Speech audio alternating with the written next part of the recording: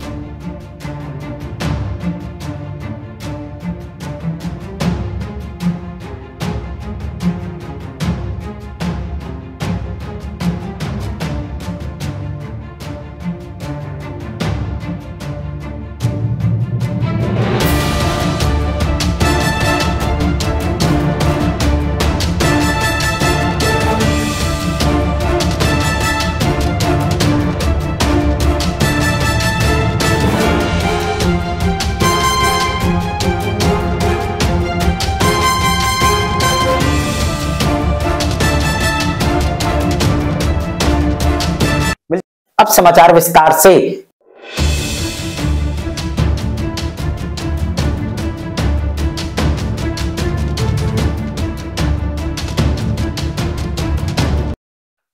चित्रकूट के बरगद थाना अंतर्गत कोल मजरा में 10 जनवरी को अज्ञात महिला की लाश बरामद होने पर मचा 10 जनवरी को बरगद थाना क्षेत्र के कोल मजरा गांव में सड़क के किनारे एक प्लाट जिसकी बाउंड्री वाल बनी हुई है, उसमें एक अज्ञात महिला का शव होने की सूचना पुलिस को मिली थी। इस सूचना पर पुलिस मौके पर गई, शिनाख्त कराने का प्रयास किया गया। आसपास के लोग भी इकट्ठा हुए, लेकिन किसी तरह से शिनाख्त नहीं हो पाई। अज्ञात में उसका पंचायतनामा भरा गया। प्रथम दृष्टया उस लाश को देखकर यही लगता था कि उसकी हत्या पत्थर से सर कुचल कर की गई है। कुछ घंटे बाद उस लाश की शिनाख्त बड़गड़ की आदर्श कॉलोनी की रहने वाली विवाहिता निशा वर्मा के नाम से हुई थी। पंचायतनामा भरने के बाद उस महिला के बारे में जानकारी हो गई कि वो बरगड़ के ही आदर्श कॉलोनी की निशा नाम की महिला है। हम आपको बता दें कि पुलिस ने सर्विलांस के माध्यम से इस हत्या का खुलासा किया, जिसमें इस हत्या के आरोप में 6 लोगों को गिरफ्तार करने में पुलिस ने सफलता हासिल की। पोस्टमार्टम रिपोर्ट में पुलिस ने इस हत्या के पूर्व बलात्कार की पुष्टि भी नहीं कर रही है और हत्या पत्थर से सिर कुचलना बता रही है। क्या उसमें बलात्कार का भी?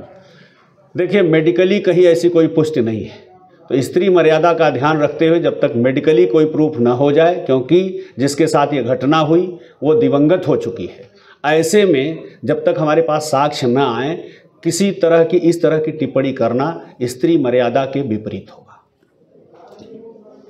और पुलिस का यह भी कथन है कि मृतका की शादी मध्य प्रदेश में हुई थी। उसके 13-14 वर्ष का एक बच्चा भी है। 10-12 वर्ष से अपने पति से अलग होकर अपने मायके में रहती थी। आजाद ख्यालों की रहने वाली और नशे की लत के कारण वह अपने पिता के साथ भी न रहकर आदर्श कॉलोनी में कमरे में रह रही थी। जिसकी शादी मध्य प्रदेश में हुई थी, उसके एक बच्चा भी है 13-14 साल का, और लगभग 10-12 साल से वो अपने पति से अलग यही मायके में रहती थी। थोड़ा आज़ाद ख्यालों की और नशे की लत के कारण वो अपने पिता के साथ भी न रह करके आदर्श कॉलोनी के एक कमरे में रह रही थी। 6 जनवरी को पड़ोसियों से ये कहकर घर से निकली थी कि उसके भाई का बेटा बीमार है और उसके पहले उसका बेटा अपनी मौसी के यहाँ चला गया था। 6 तारीख को 8-9 बजे रात में वो पड़ोसियों से सबसे ये बता करके कि उसके भाई का बेटा बीमार है, वो प्रयागराज जा रही है, चली आई। और उससे पहले उसका बेटा चला गया था अपनी मौसी के यहाँ। जब पुलिस ने इस मामले को सर्विलांस में लगाया तो सर्विलांस में पीयूष तिवारी का नंबर सामने आया, जिसमें पीयूष ने अपने बड़े भाई गुड्डू को इस नंबर का उपयोग करना बताया।